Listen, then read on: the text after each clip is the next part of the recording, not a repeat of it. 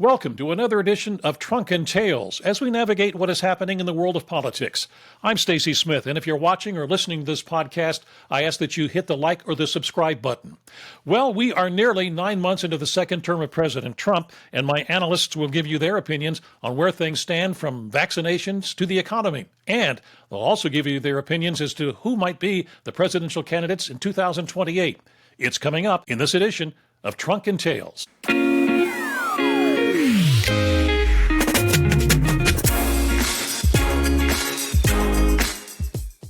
And with me to talk about this is my panel of political analysts and experts, and they are, joining me from the Democratic side, is the former Pennsylvania Auditor General Eugene D. Pasquale.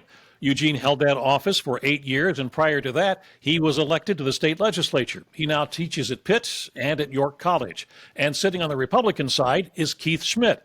Keith was the state director for former Republican Senator Rick Santorum. He also consulted Santorum in his 2012 presidential bid, and Keith has his own consulting firm. Gentlemen, thanks so much for joining us once again for Trunk and Tales. Hope you're doing well.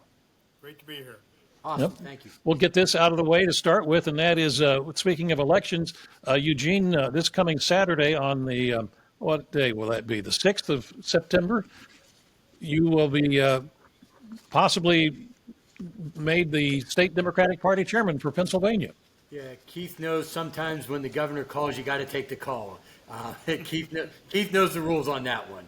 When the governor makes an ask and asks you to serve, you got to serve. Well, good luck on that. And I hope you continue to join us on Trunk and Tales, even after you're, the grand poobah of the Democratic Party. I will be more than happy to do this. This will be a welcome break from people complaining about lawn signs. Okay. Well, we're Harrisburg, the convention? Lancaster on Saturday. Lancaster. Okay. Well, I'd say we'd all come, but I didn't make hotel reservations. So anyway. All right, we're nearly 9 months into the President Trump's second term, which has been busy, and it includes some major political moves. So let's get some opinions on where things stand in your two opinions. Let's start with the turmoil, if not disarray, in the Health and Human Services Department led by Robert Kennedy Jr. So who wants to start, Eugene or Keith? I don't care. Go ahead. I'll defer. Yeah, I think that removing that vaccine issue, I think, is a political hot potato. But I do think there is a lot of support from the Kennedy political wing of the coalition and from the MAGA world. But I do think that there are going to be significant health consequences for that. So I am very concerned about what the actual health spillover effect of that, what that is going to be, and the states that end up following that. So I'm very concerned about it, but I'm not surprised. I mean, when Robert Kennedy Jr. was added into the Trump coalition, there were things that you were going to see that might be more libertarian, some more right-wing, some more left-wing. This is more on the libertarian side. And I think basically it's going along with what the MAGA base wanted and what RFK Jr. supporters wanted when he joined the coalition. Keith, your thoughts? Well, I do see, Florida is stepping in and talking about not mandating. But again, let's not be confused with the fact that the vaccines aren't going away. Right. They're just not being mandated anymore. They're still available, and it goes to the question of kind of states' rights all of a sudden. It looks like something is going to be kicked back to the states to make the final decision, which is interesting enough because obviously people choose to live in Florida instead of California because of educational decisions, local governments, state governments, what they mandate, what they tax. This could be another issue that in the years to come are going to make a decision of where I retire or where I raise a family based on the rules of a particular state. So it does look like it's kicked back to the states, and it's no surprise to anyone on this call that Florida would be the state that says, we don't mandate it anymore because there's a lot of like-minded people in Florida. I know the national poll is on the other direction, but I would suggest if you polled Floridians, probably the majority of Floridians would be in favor of not mandating. So, I don't believe the United States of America. Yeah, so, the good news is we're free to live, work, and worship in any 50 of the states, and that's going to come into play in a more precise way in the years to come with issues like this. Yeah, the issue, and by the way, I'd add to Keith that Florida will not be the last state either. There will be other states that join that. My concern when it comes to this issue, when it comes to health, is that we have so much travel in the world today, let alone in the United States, that the idea that something could be isolated in one state, but there's no question that other states will follow, and we're going to see how this plays out. All right, I'm going to put my 2 cents in on this one, and it's not going to be taken well by the MAGA people or the Make America Healthy Again people. As the two of you know, I had polio. I was born prior to the vaccine, and with that vaccine, it eliminated polio basically in this country. Every once in a while, you get 1 or 2 minor cases. But if you start having groups of people, I don't know what the population of Florida is. Let's just say it's 5 million, all right? If 2% of those people, 100,000 people, are not vaccinated, children are not vaccinated, that's a breeding ground for this virus to take off. And as you pointed out, Eugene, travel, people go down to Disney World. They go down to the other Universal parks, all those kinds of things. They go down to vacation on the beaches.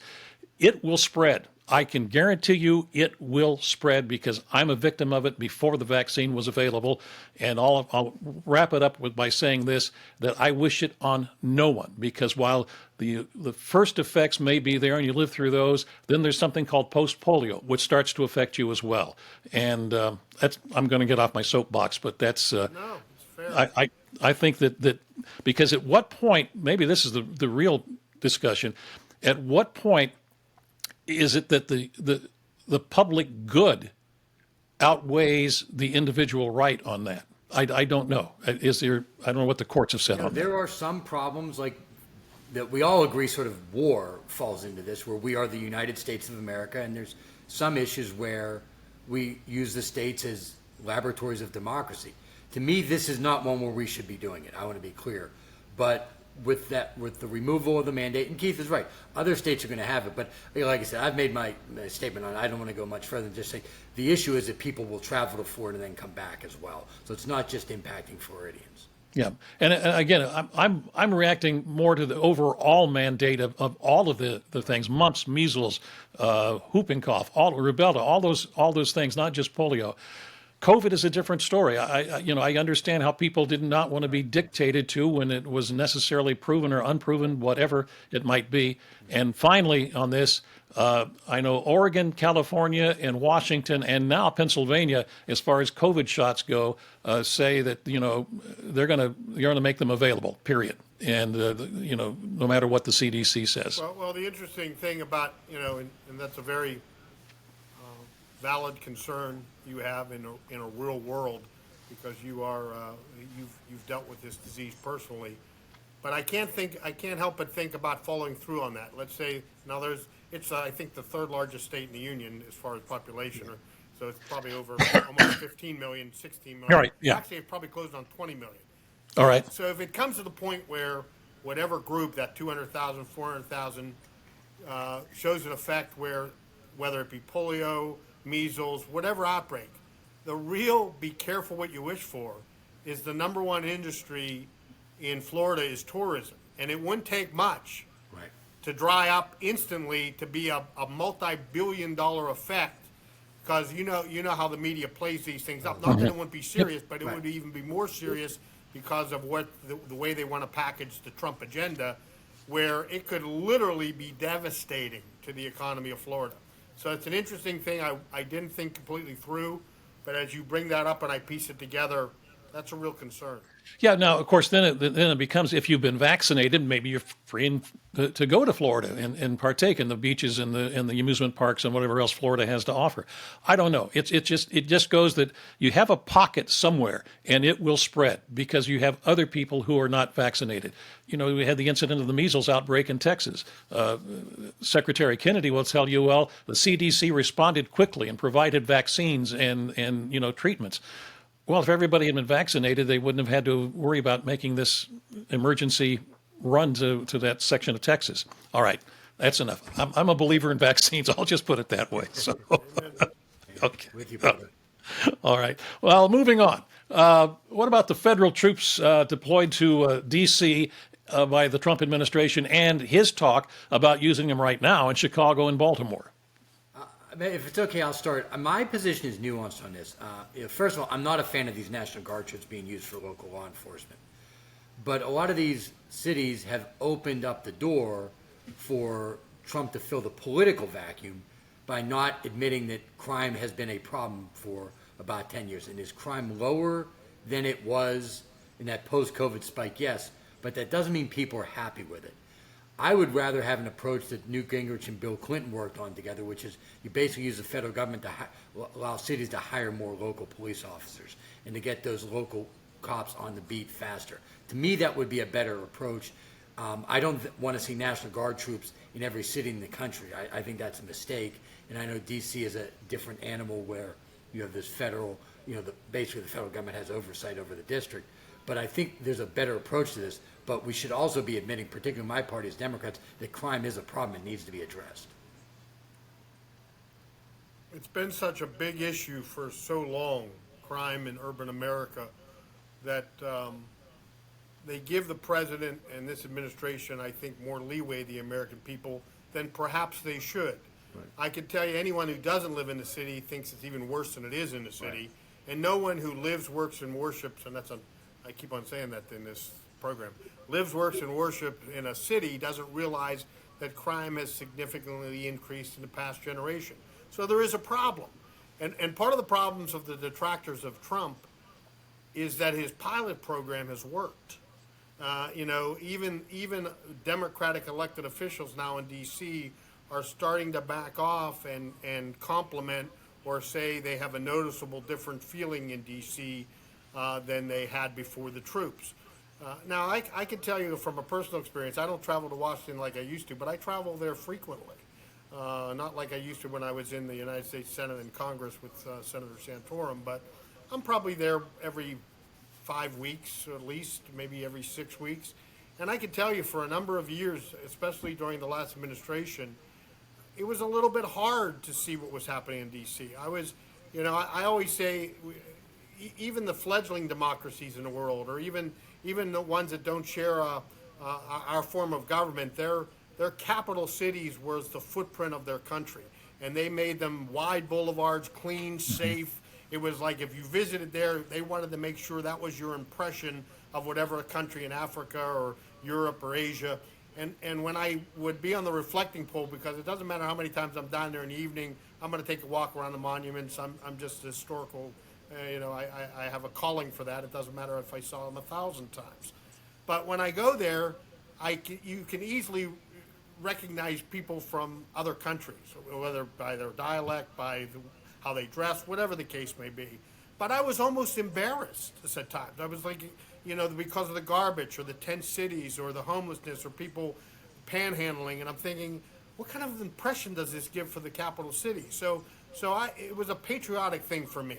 And I can tell you, on my last couple visits to D.C., I had a reason to meet somebody behind the Supreme Court. And the roads behind the Supreme Court you never traveled on. And I literally had a recommendation from my hotel. They said, no, I live back there. You'll be fine. You're going to see a noticeable difference. And I opted. It was a nice evening. I walked. And let me tell you, it was clean. It was safe. There were people. I saw visible signs of law enforcement, not only the National Guard, but other law enforcement. The city is cleaner. It's safer. And it's really made a difference in D.C. So all that I'm saying is I'm not surprised it's going to Chicago or possibly Baltimore. I'm not sure that the American people are going to push back yet, as long as he continues to have success here, because we're fed up.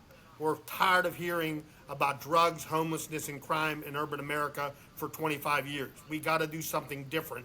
This is dramatically different, but I have a feeling it might catch on. I don't know if he will have the legal ability to go in there. He has to make a declaration of some sort to make it for him to be able to go in there. But Eugene, I wanted to ask you this question. You said that your approach would be to have cities hire more police and do these sorts of things. Well, that is entirely opposite of what many members of your party would like to see. They were the ones who advocated for not as many police officers and instead social worker kind of people. Yeah, I thought that was a mistake then. I think it's a mistake now. I'm just being blunt about it. It's a problem. Look, my son went to grad school in D.C., so when I would go down to visit him, Keith's not wrong about that. I mean, you come off the subway, and again, I feel, as a human being, I feel bad for a lot of these people because they have some mental health issue, they've got a drug issue, and that's why I'm advocating for a comprehensive idea, which is, you try to get people that drug addiction treatment. You maybe need to build more homeless shelters, but you also need to have more cops walking the beat and allow them to be police officers. And to think that it's just mental health and not local law enforcement, to me, I think that's a mistake on our part. The concern I have, and by the way, this is not a pushback on Keith, the concern I have with the president's plan is I just don't think having National Guard troops in every city in the United States is a sustainable model, or allowing cities to hire more police, I think is. So it's not about pushing back on Keith as opposed to, I just don't think the president's model is successful. But I want to be clear about this. Crime in cities is a problem. Full stop. Yep.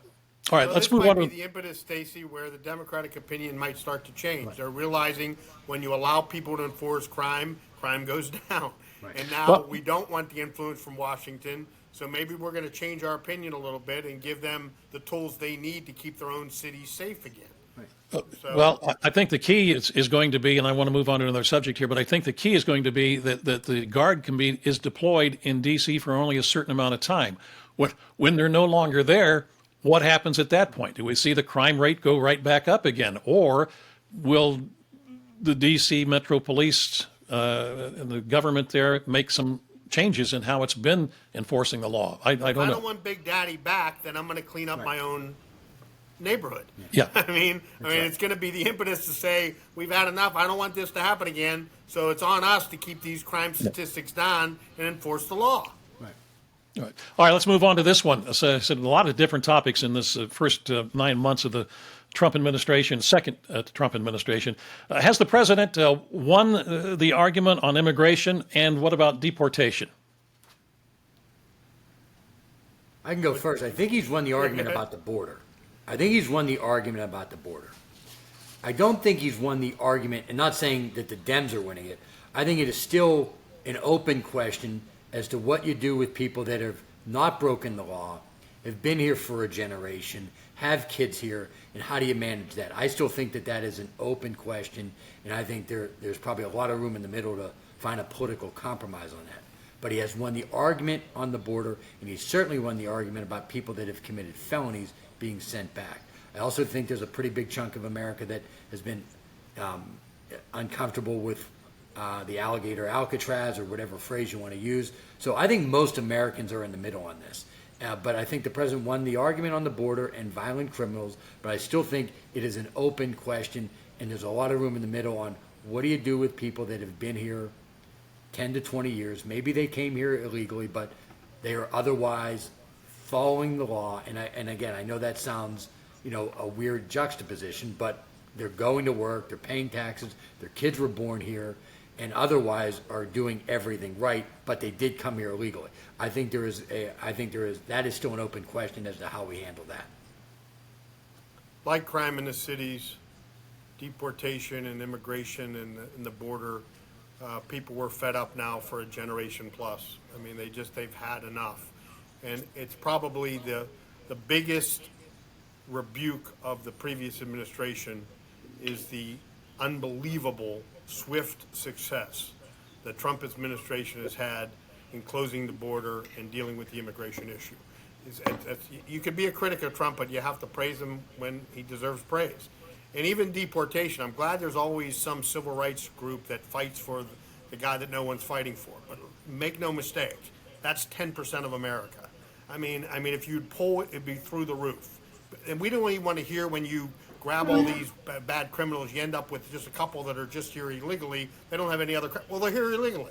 I mean, people have no tolerance. I mean, if you're here illegally, that's the crime. It's time to go. We're fed up. We're tired of it. We give them a lot of rope for deportation. And the fact that it was able to be pretty much cleaned up this quickly, and now we're going over the people that have overstayed their visas or are here illegally, it's actually a big irritant to the average Americans. Like, why did it have to take this long? You mean it could happen this quickly? Well, then why the hell did we leave 20 plus million people across our borders in this last administration? So yeah, listen, I could be critical of the sitting president on a lot of fronts, but this is one that he deserves praise on. And I think, like I said, the American people, even on the deportation issue, which is reaching a lot of attention in the courts and whatnot, most Americans, it would pull well over 50%.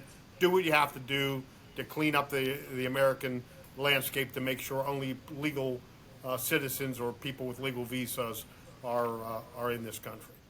Eugene, I would like to think that the Congress could come up with something, but they couldn't have yet to be able to do anything with the dreamers, I guess. So Congress has not been a functioning body for over a decade, regardless of which party has been in control.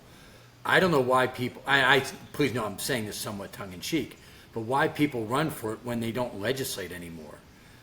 Look, and I get some people in the Republican Party may be afraid of getting primaries from Trump. And Keith and I, nobody needs to lecture Keith and me on the politics of this stuff. But still, you run for these things to do something, and Congress should be legislating. If they want to give the president the right for this, then they should put that in a statute. If they want to reform immigration law and put a bill on his desk, they should do that. But I just, look, again, cleaning up the border, one thing, and again, Keith and I have a slightly different perspective, although not as much as some would think on the other items. But big picture-wise, Congress should not be ceding legislative authority to the president. Yeah, look, cleaning up the border is one thing, but he's actually implementing his own immigration law without there being one, and Congress should weigh in on this. And that's not a knock on Trump. Trump is filling a vacuum that Congress gives him. Yeah, I mean, Congress, you're absolutely right. 10 years, it may be much longer than that. I mean, how many years have we been dealing with immigration? You can go back to the Eisenhower administration if you want to do this. I mean, so it's like that. I want to keep moving on here. The war in Ukraine. So what does he do about it? I mean, he has some time here in September where he's kind of said, I'm going to do something either if there's no peace, if no peace talks start between Russia and Ukraine. What should he do? First priority is going to continue to probably go ahead, Keith. Go ahead. Increase the economic pain on Russia in a big way.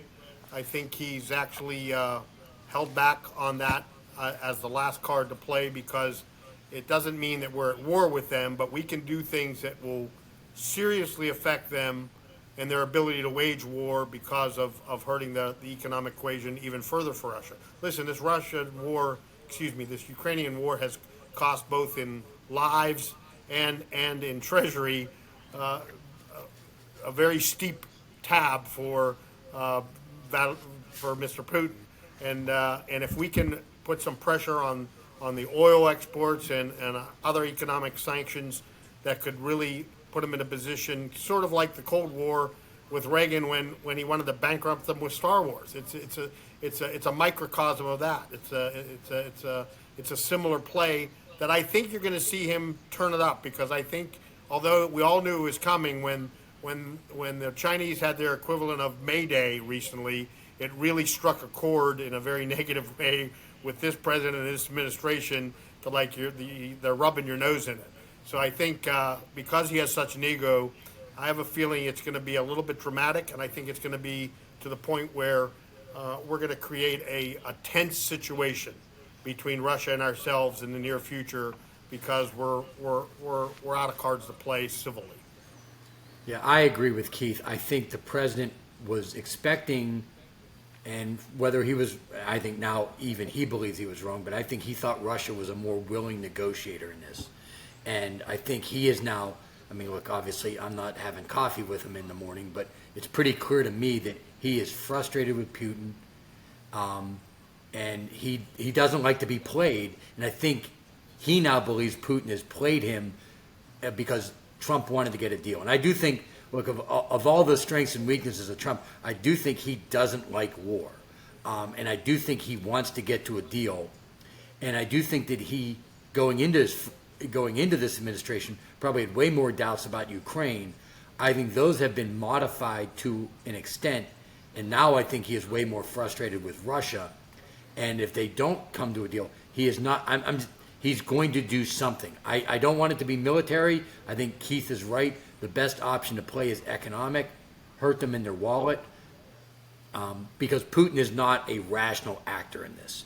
He is literally playing with other people's lives, and they are not a functioning democracy where he's going to pay a price at the ballot box. So you got to hit him in the wallet. Okay, we have a lot of more things to go over, but we're almost out of time, so I'm going to just do skip to this. Well, very quickly, Keith, you've always said it's the economy, economy, economy. Prices are still going up. We still don't know how much of an impact the tariffs are going to have if the Supreme Court upholds the Trump administration's tariffs as they are right now. So, we're looking at the midterms coming up next year. Is this going to be an issue for the president and the Republican Party? No, it's going to be, are you better off than you were 2 years ago, instead of are you better off than you were 4 years ago in 1984 when when President Reagan won a sweeping re-election in '84. I think that's going to be the message next year. We still have some time here, a little over a year before those midterms. The fact is, gas is cheaper than it was under the last administration. Groceries are cheaper than it was under the last administration. They went up in some ways, but they're still lower than they were under the Biden administration. And I think some of the things that he has implemented will start bearing fruit next year. And I have a feeling it's going to be are you better off than you were under President Biden? And if you were, well, then you need to send Republicans back to Congress. So that's still the message. I still believe that he has a pulse on the economy, and he understands better than anyone that it is the economy stupid. And if he can't prove that both from the stock market side and from the working man's and woman's side in average America, then we're going to lose that election. But I really think we're headed in the right direction, and I think we might finally break that logjam of every midterm the sitting president loses seats.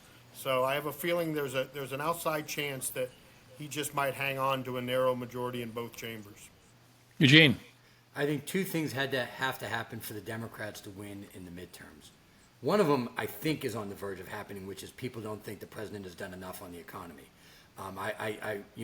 And without getting into a counterpoint, still think people are frustrated with high prices, and President Biden is so unpopular that saying that you're doing better than him may not be the best political argument. But I do think people are frustrated with prices and don't think the president has done enough on that. And the tariff issue, I think, plays into that from a chaos point of view. Having said that, that is not enough. My party needs to come also with a comprehensive plan that they will deliver on, that's going to lower prices and try to increase jobs. So my party, the Democrats, we need to also rebuild our brand in addition to President Trump struggling.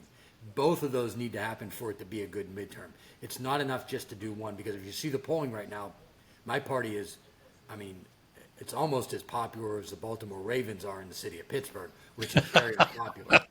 Just because Trump is unpopular and the prices are bad, I think that gives the opening, but we still have to come up with a concrete plan and then deliver on it. Okay. And if a barometer, Stacy, is fundraising, the Republicans are kicking their butts. No, there's they are. Board at on the every money, level. there's no question. So in other words, if you're going to give money, you believe in something. Right now, that barometer favors Republicans 10-1. As they say, denial ain't just a river in Egypt. The money is a real problem. Yeah. All right. Well, let's talk about problems that you're talking about within your own party. Everything you read, I know I keep asking this almost every time we're together, but has the Democratic ship been righted yet? Is it still an ongoing battle between the progressives and what I'm going to term the regular moderate Democrat, or are you losing moderate Democrats? Can you, if you're going to become party chairman in Pennsylvania, can you unify this party? Well, we're going to find out on whether I can do it. I'm going to give it everything I got. Is there unity yet? I think there's unity on being opposed to Trump. But is that enough? Yeah, right. No, and I want to be clear. That's not enough. But I do think there's unity on that. But there's not a unity on an agenda moving forward. And I think that's got to change. It's got to change fast. I think, talking about how you're going to make sure that you're restoring the Medicaid cuts, how we're going to take on, say, corporate greed to lower prices. How are you going to actually come up with a plan that's different than the president, but still realistic on reigniting U.S. manufacturing? People that are frustrated that with housing prices. In a lot of our urban areas, there's a lack of building and construction. What are we going to do to reform some of these so you can have more housing and more construction to actually put pressure on the market that way to lower prices? What are we going to do about some of these some of these big hedge funds that are now buying up whole city blocks and driving up the prices so you can crack that code so people can afford to live in cities. I mean, I think those are all, maybe biased on my point of view, are things we need to be talking about and coming up with plans to address to show that we're getting the concerns of what is happening to the average American. I'm going to take New York City, for example. Look, do I have issues with the Mondami agenda point by point? The answer is yes. But he was the only candidate in that primary that was talking to this price issue that is harming so many younger people up until middle income, even upper middle income. The Democratic Party needs to talk to those voters that are feeling that strain if we want to get back into power. And I'm going to do my part to try to unify that and put that into place. We've taken every opportunity to take on the progressives in recent years, and it has paid its residuals in a very positive way for Republicans. I would suggest the key for Democrats is the regular standard bearing Democrats have to take on the progressives in their own party. They need a message. He's absolutely right, but they also have to be known to say mistakes were made. We're no longer allowing the tail to wag the dog. And remember, when they do that, there's going to be pushback, but the progressives will never vote Republican. They may vote in lower numbers, but they're not going to be so ticked off that they'll ever vote for us. So if they have any chance at all to right-size their party, they have to clean up within first. They have to take on the progressive agenda that has not served them well, that has been a disaster, and say things like, we're going to go back to the basics, and here's what we stood for over 100 years, and by God, we're going to stand up there again and be counted. But if they don't take on the progressives, I think you give us another path to another victory next November. And I would say one issue in particular where I think Keith is spot on, it's public safety. The tail cannot wag the dog.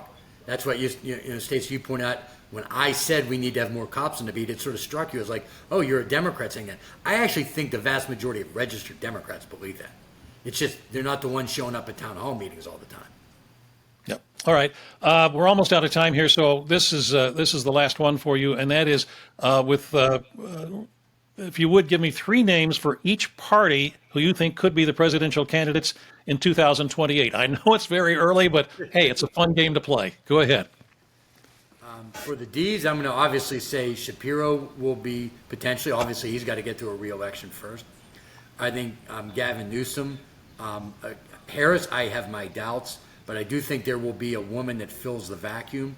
And I also would not rule out Warnock from Georgia. So maybe it's Whitmer of Michigan, Warnock from Georgia, Newsom, California, and Shapiro, Pennsylvania. I know I gave you four, but I used a little bit of prerogative there. That's okay. Do you have it on the Republican side? Do you have any candidates you think? I believe Vance will be the nominee. I think Rubio may be a contestant for it, but if Trump taps him as his heir apparent, I believe it will be Vance, and it won't be that much of a contest. Okay. Keith. Yeah, the dream ticket for the Republicans will be the vice president and the secretary of state on the same ticket. The secretary of state's young enough that he could wait if he needed to. I don't think we're going to wander from either of those, or you're rejecting the agenda that was just put forth in the last 4 years come next election. So I don't think there is a third one. I think it's going to be one of those two, and preferably the vice president at the top of the ticket. On the Democratic side, my tea leaves tell me either the governor of Illinois, the governor of California, or my dark horse that I think is going to come from nowhere is the sitting governor of Kentucky. Governor Beshear is an interesting candidate. He doesn't wear any of the problems of 24. He took on the establishment many times over. His father was governor. He's a populist. And I have a feeling that he's going to run up the middle and be a real threat for the nomination. And he looks the part. I mean, and let's be honest. Yeah, he looks the part. Looking the part matters, and he looks the part. And look, I don't know if he wins Kentucky in a presidential election, but he can certainly make the argument that he puts states in play that no Democrat has for a while. Yeah, and Keith, I'll tell you this. I don't think you're going to see a ticket of Vance and Rubio. I've just been trying to read body language when they're on the sofa sitting there in the Oval Office. They're not very close to one another at all. I have a feeling that Rubio and Vance may go against each other. But what do I know? We're Well, 3 sometimes years they go out. against each other and then they form a ticket. Ambition. Well, that's true. Ambitious Welcome people Reagan find Bush. a way. Welcome Ambitious Ford, people find a way. Clinton. Yep, that's very true. Very true. All right, guys, we are way over our time, but I thank you for joining us, and we'll continue our look at politics on our next episode. Again, if you happen to be watching or listening to this podcast, I urge you to hit the like or the subscribe button. But for right now, thanks for joining us. We'll see you again in the next edition of Trunk and Tales. Thanks, Stacy.